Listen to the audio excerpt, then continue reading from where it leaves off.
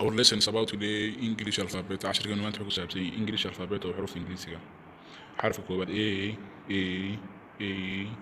P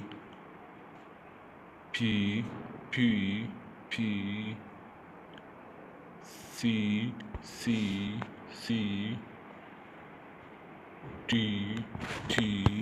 T E F G H I J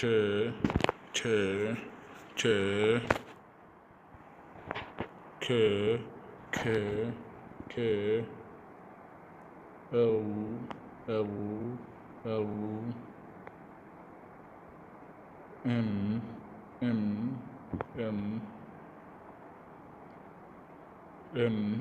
M N O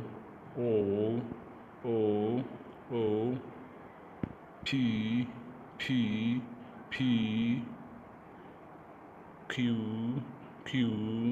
Q R S T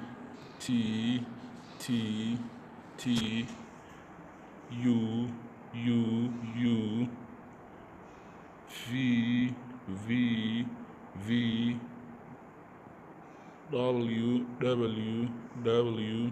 W X